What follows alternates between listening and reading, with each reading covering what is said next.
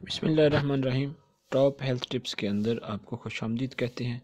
दोस्तों, आपको मुफीद और मालूमाती वीडियो बना के देते रहते हैं और इसी वजह से आप लोगों से दरख्वास्त करते हैं कि आप हमारे चैनल को सब्सक्राइब कर लें ताकि मुफीद और मालूमाती वीडियो आपको मिलती रहें। दोस्तों, आज की इस वीडियो में आपको कमर कस के ऐसे हैरानकुन फ़वाइद बताने वाला हूँ जो आपने शायद पहले नहीं सुने होंगे और यकीनन आप लोग जानते होंगे इस बात को तो कि ज़ैचकी के बाद औरतों को जो सबसे ज़्यादा दी जाने वाली चीज़ है वो है कमर कस।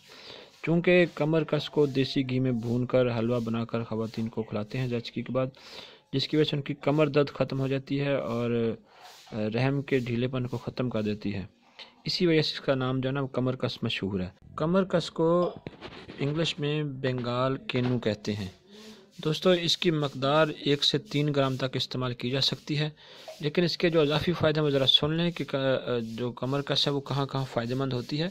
खांसी में इंतहाई मुफीद जाना जाता है कमर कस को। अगर किसी की खांसी जाती नहीं है तो आप कमर कस का इस्तेमाल शुरू कर दें, 1 से 2 ग्राम खाना शुरू कर दें सुबह शाम, तो आपकी खांसी 2 से 3 दिनों में बिल्कुल ख़त्म हो जाएगी। जितनी भी बलगम वाली खांसी हो ख़त्म हो जाएगी। पेट के कीड़ों को ख़त्म करने में ये लाजवाब चीज़ है, क्योंकि कमर कस का जायका तुरश होता है। इसी वजह से ये पेट के कीड़ों को निकाल बाहर फेंकती है।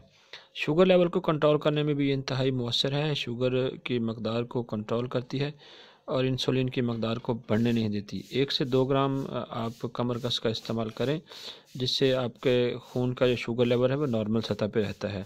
जिस्म से दर्दों को ख़त्म करने के लिए ये इंतहाई मुफीद है।